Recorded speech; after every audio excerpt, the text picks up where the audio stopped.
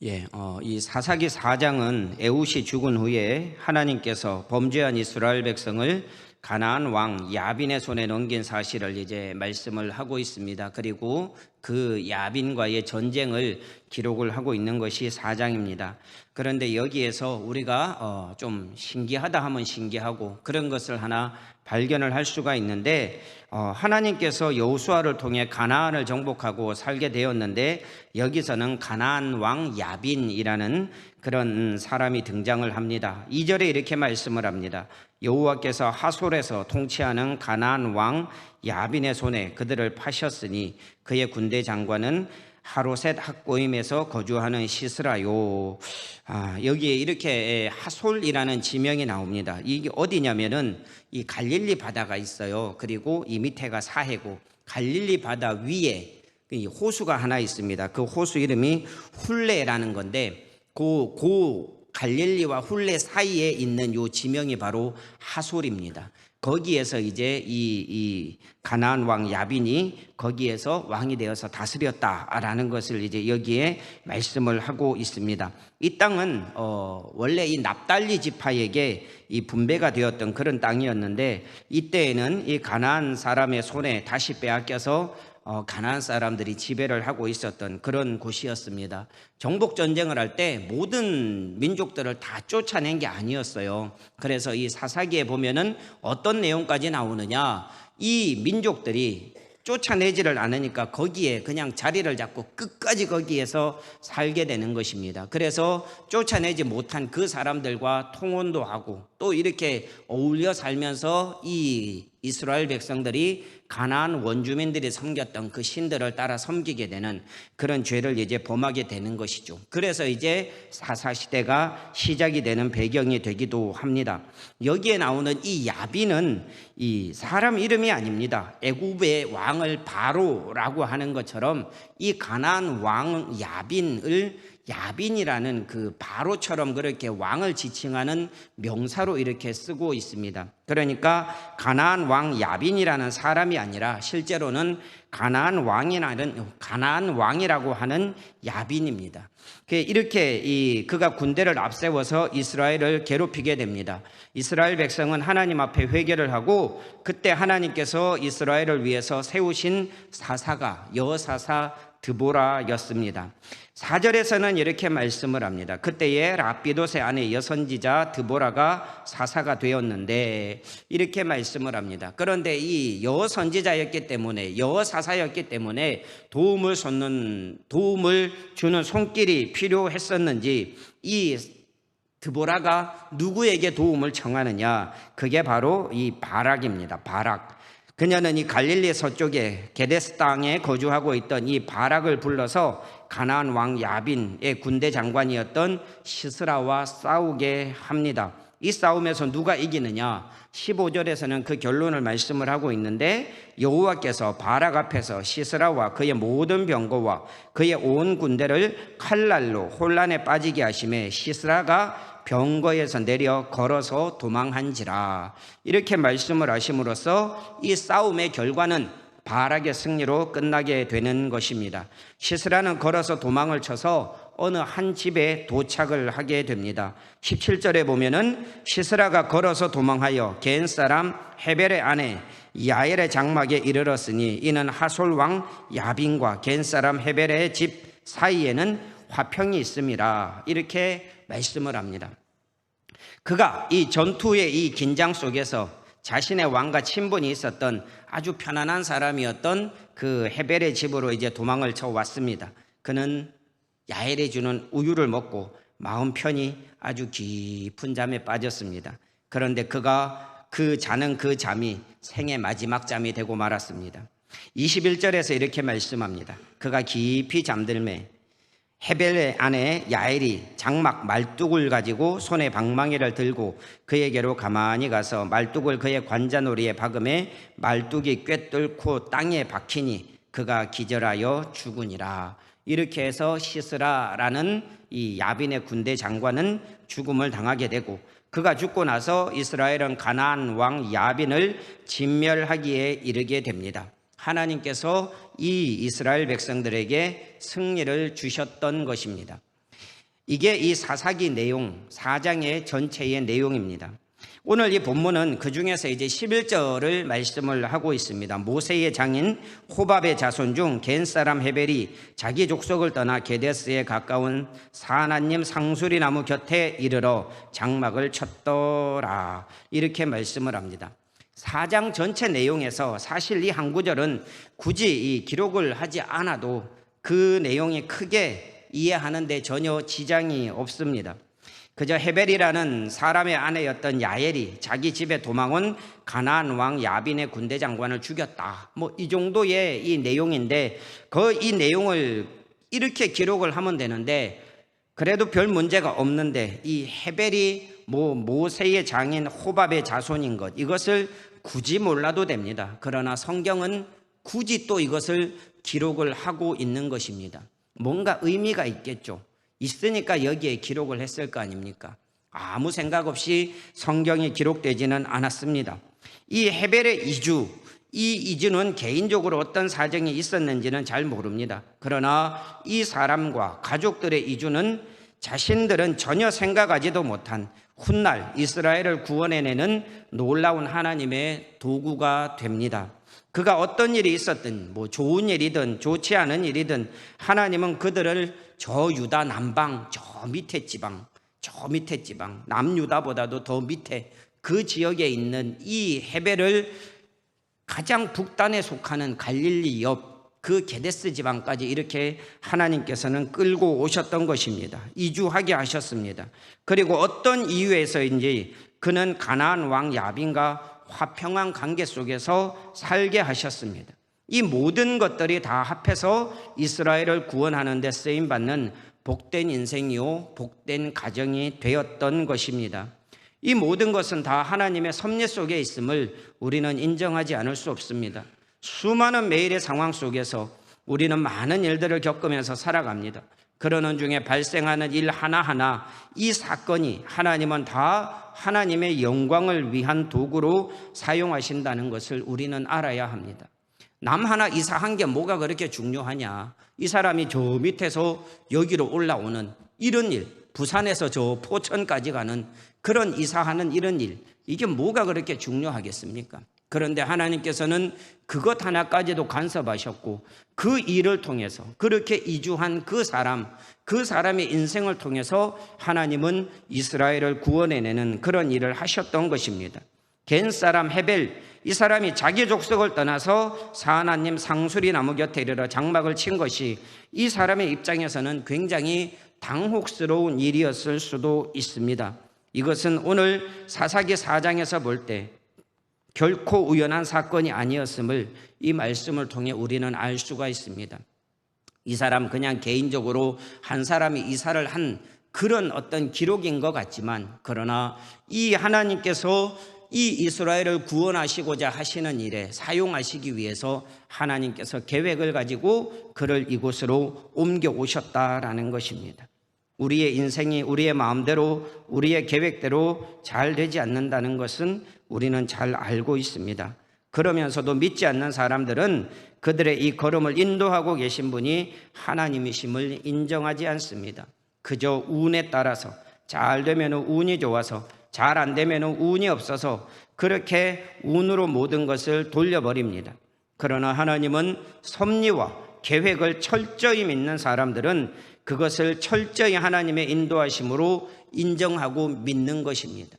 우리가 여기에서 다른 곳으로 가게 되는 것, 우리가 여기에서 벌어지게 되는 그 모든 일들, 이것을 우리는 우연이라고 얘기하지 않습니다. 하나하나 그 모든 것들이 다 하나님의 계획 가운데 하나님의 일을 이루시기 위한 그 역사를 하나하나 차곡차곡 쌓아나가고 있는 것입니다.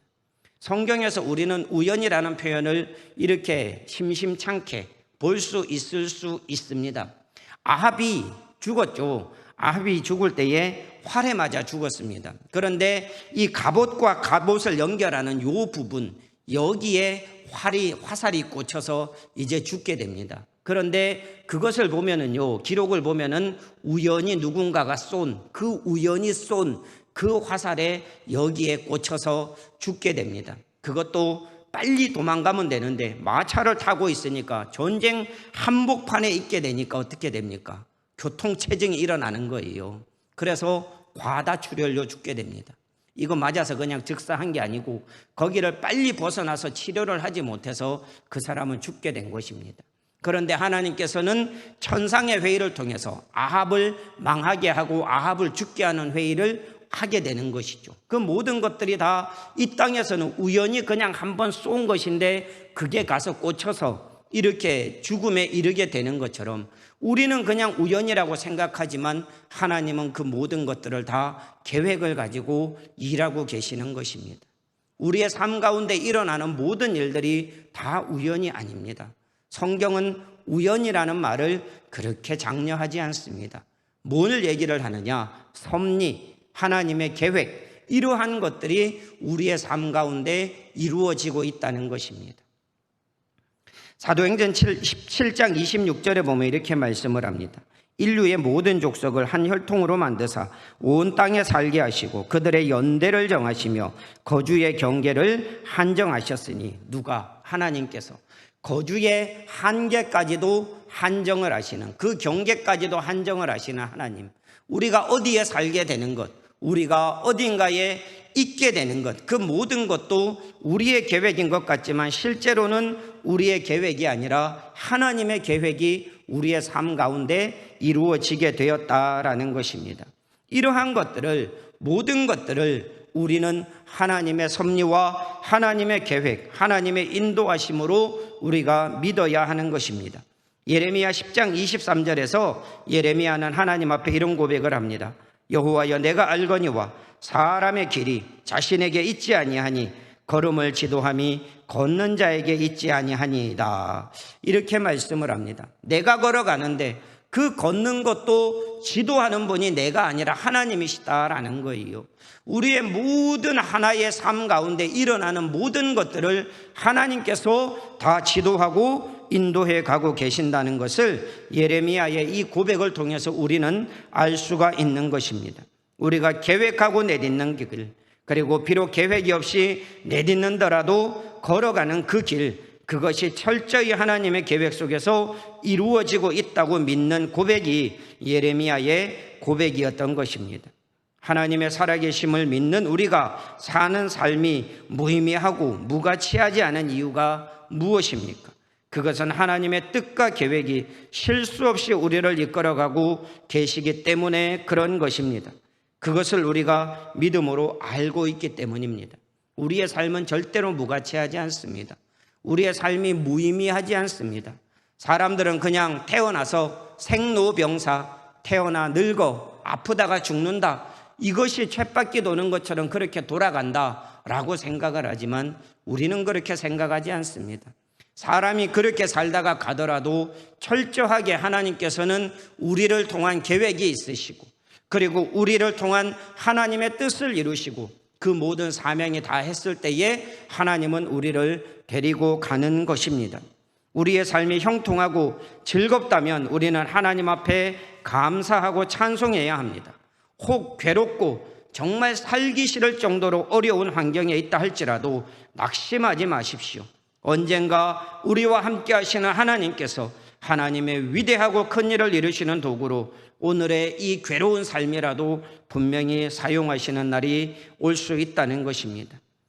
사람 인생 아무도 모릅니다. 그 사실은 우리가 너무나 잘 알고 있습니다. 마태복음 10장 29절에서 이런 말씀이 있습니다. 참새 2마리가 한 아사리온에 팔리지 않느냐? 그러나 너희 아버지께서 허락하지 아니하시면 그 하나도 땅에 떨어지지 아니하리라. 이렇게 말씀을 합니다. 누가복음 12장 6절에서는 이런 말씀도 있습니다. 참새 5마리가 2 아사리온에 팔리는 것이 아니냐? 그러나 하나님 앞에서는 그 하나도 잊어버리시는 바 되지 아니하는도다 라고 이렇게 말씀을 합니다. 재밌는 표현입니다. 이게 실제로 연결해서 보면 참새 2마리가 한 아사리온에 팔리는데 누가복음에서는 참새 5마리가 2 아사리온에 팔립니다. 계산이 안 되는 거예요. 한 마리가 남게 돼 있어요. 이게 뭡니까? 덤입니다. 덤. 덤으로 주어지는 것 이거 하나까지도 하나님께서 뭘 하신다는 것입니까? 하나님께서 허락하시는 일 없이는 주어지지 않는다는 것입니다. 하나님은 그것까지도 살피시고 계획하고 그렇게 계시기 때문에 우리의 삶에 아주 깊이 관여하고 계신 하나님이시다라는 것을 우리는 분명히 알아야 합니다. 우리가 걷는 길이 그냥 가는 것처럼 보이지만 지금까지 걸어온 길이 정말 내가 열심히 노력하고 내가 열심히 일해서 여기까지 와서 이룬 것처럼 보이지만 하나님께서 함께 하시지 않았으면 이만큼도 이루지 못했을 것입니다. 세상의 모든 사람들 다 하나님이 보고 계시는 거예요. 하나님께서는 이 믿는 사람들에게만 비를 내려주시는 것이 아니라 믿지 않는 사람들에게도 비를 내려주시고 그들이 열심히 일한 것에 대한 대가를 하나님은 그들이 받게 하십니다. 밤잠 안 자고 공부한 사람 잘 되게 하시는 거예요. 하나님은 믿지 않는 사람을 차별하는 분이 아닙니다. 그들의 노력, 그들의 수고, 그 모든 것들도 하나님께서 아시고 보시고 그것을 인정하시고 그들의 길도 하나님이 이끌어 가시는 거예요. 다만 그 사람들이 그걸 인정하지 않을 뿐입니다.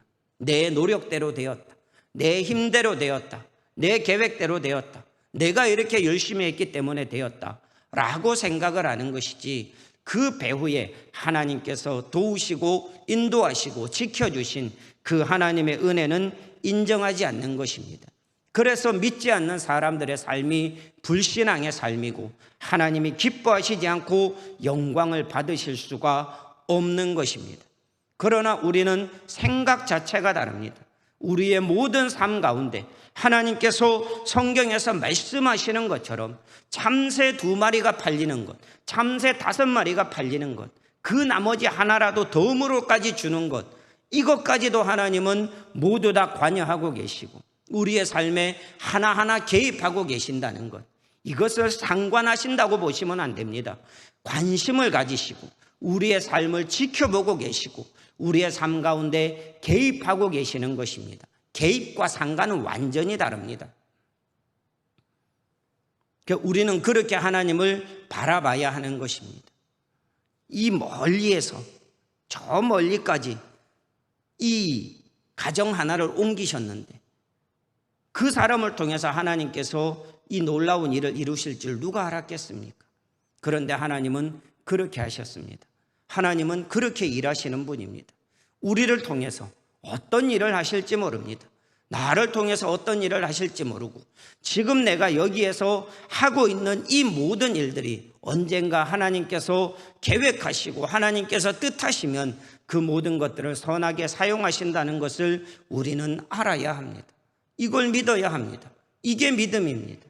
하나님이 나와 함께 하신다는 것, 그냥 단순히 나와 함께 하신다는 게 아니라 하나님은 나에게, 나를 통해서 분명히 하실 것을 하신다는 믿음, 이것을 우리가 가지고 있어야 하는 것입니다. 사람의 이 모든 것들이 의미 없이 이루어지는 것이 없다는 것이죠. 우리에게 필요한 것은 정말 이 모르는 우리의 앞길을 생각하면서 두려워하는 것이 아니라 우리의 앞길을 아시고 이끌어 가시는 하나님을 믿고 신뢰하는 것입니다. 믿지 않는 사람들은 앞길을 보면서 불투명하기 때문에 두려워합니다. 어떻게 될지 모르면서 두려워합니다. 그건 불신자의 삶입니다. 그러나 예수를 믿는 사람들은, 하나님의 자녀된 우리들은 우리의 길을 아시고 우리의 길을 이끌어 가시는 그분을 신뢰하는 것입니다. 그게 신앙이고 그게 믿음입니다. 우리가 하나님을 믿는다 하면서 나는 여전히 하나님을 믿지 못하고 나는 여전히 불안해하고 있고 나는 여전히 떨고 있고, 그렇게 있다면 우리는 믿지 않는 사람과 동일한 사람입니다. 그걸 하나님은 신앙이라고 말씀하고 있지 않다는 것입니다. 앞날을 보며 두려워하는 사람들은 불안하고 떨지만 하나님을 신뢰하는 사람들은 평안합니다. 왜냐하면 하나님이 그 신뢰에 대한 은혜로, 그 신뢰에 대한 보답으로, 보상으로 우리에게 평안을 주시는 것입니다. 하나님을 믿으십시오. 어떤 상황에도 믿으십시오. 어디로 인도하든지 하나님을 신뢰하십시오. 하나님은 이스라엘 백성들을 바벨론 포로로 보내시는 가슴 아픈 일을 행하실 것을 예레미야를 통해서 말씀하셨습니다. 이 백성 바벨론으로 가게 된다.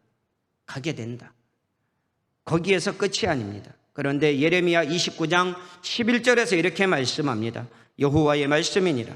너희를 향한 나의 생각은 내가 아나니 평안이요 재앙이 아니니라. 너희에게 미래와 희망을 주는 것이니라. 거기로 가게 되는데, 바벨론에 가서 70년 동안 포로 생활을 하게 되는데, 이스라엘 백성들이 볼 때는 얼마나 그게 큰 재앙입니까? 거기에 가면 어떻게 살지 모르는데, 어떻게 사는지는 우리가 시편을 보면 좀 나오고 있습니다. 거기에 보면은 이 바벨론 강가에서 바벨론 사람들이 이스라엘 백성들한테 얘기를 하죠. 니네 나라 노래 좀 불러봐라. 그렇게 놀림을 당하면서 살게 됩니다. 우리가 바벨론에 갔을 때 거기 막 다니엘이 높아지고 세 친구의 믿음이 엄청나서 무슨 관리가 되고, 일부입니다.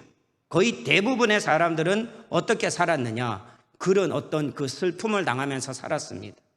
그 노래 있잖아요. By the rivers of Babylon. 옛날에 그 개그맨이 불렀죠. 다들 이불 개고 밥 먹어. 기억나십니까? 그 노래가 바로 그 배경이 그거예요. 바벨론 강가에서. 그 바벨론 강가에서 노래 좀 불러봐라 했던 그걸 가지고 만든 겁니다. 실제로 그 내용을 가지고 만든 노래예요. 얼마나 놀림 당하면 살았겠습니까? 그렇게 가가지고 그런 삶을 살게 되는데 하나님께서는 뭐라고 말씀하십니까? 평안이다. 재앙이 아니다. 너희에게 주려고 하는 것은 재앙이 아니다. 평안이다. 미래와 희망을 주려고 하는 것이다. 라고 그렇게 말씀하는 것입니다. 우리의 이 생각과 하나님의 생각이 얼마나 다른지 우리는 여기서도 알 수 있는 거예요. 누가 봐도 재앙이에요. 그런데 하나님은 재앙이라 하지 않아요. 세상 사람들이 다 보고 그 사람들이 이렇게 끌려가는데도 하나님은 재앙이 아니라 하십니다. 그게 우리와 하나님의 시선의 차이고 생각의 차이인 거예요. 우리는 힘들고 어려울 수 있지만 그게 하나님의 선물일 수 있습니다. 그게 정말 믿음으로 이끌고 신앙으로 이끌어 가려고 하는 하나님의 선물일 수 있는 거예요. 하나님의 눈을 가져야 됩니다. 저도 잘 안 됩니다. 그런데 가져야 됩니다. 그렇게 돼야 우리는 되는 것입니다. 거기에서도 하나님께서 더 말씀하십니다. 그 바벨론 땅에서도 너희가 나를 찾으면 내가 너희를 만나줄 거야 라고 그렇게 말씀을 합니다. 이스라엘 땅에서 우상만 섬기면서 살면서 하나님을 멀리 떠났던 그 사람들이 과연 거기에서 하나님을 찾을 수 있을까라는 생각이 들지만, 거기에서 하나님을 찾는 사람들이 있었고, 거기에서 자기네들이 회당을 만들고 하나님을 만나고자 하는, 하나님을 예배하고자 하는 그 열망을 가진 사람들이 거기에서 생겨나기 시작합니다. 그래서 그 사람들은 신앙을 회복하고 이곳으로 돌아오게 돼서 가장 먼저 한 게 무엇입니까? 집을 지었습니까? 아닙니다. 하나님의 성전을 짓기 시작합니다. 물론 거기에서 방해 세력들이 엄청나게 일어나서 16년 동안 중단이 되지만, 그러나 그 사람들은 포기하지 않고 끝까지 성전을 짓게 되는 것입니다. 왜? 바벨론 땅에서 하나님께서 말씀하신 대로 재앙이 아니라 그 안에서 하나님을 만나고 돌아와서 하나님 앞에 감사함으로 그것을 지어드렸던 것입니다. 재앙이었습니까? 다 볼 땐 재앙 맞습니다. 그러나 하나님의 입장에서는 그들에게는 복이었습니다. 우리의 삶이 좀 어렵고 힘들고 고난스럽고 고통스럽고 자녀들의 문제들 때문에 어려움을 당할 수 있고 여러 가지 문제들이 있을 수 있습니다. 그러나 한 가지만큼은 확실합니다. 하나님은 그 일을 통해서 뭔가를 하시려고 하는 게 있다. 그 결과가 비록 좋지 못한 것이라 할지라도, 또는 우리가 생각하는 것 이상으로 좋은 것이라 할지라도 반드시 거기에는 하나님의 뜻이 있다는 것입니다. 나를 향한 하나님의 뜻, 그것을 하나님은 이루어 가십니다. 우린 그것을 잊지 마십시오.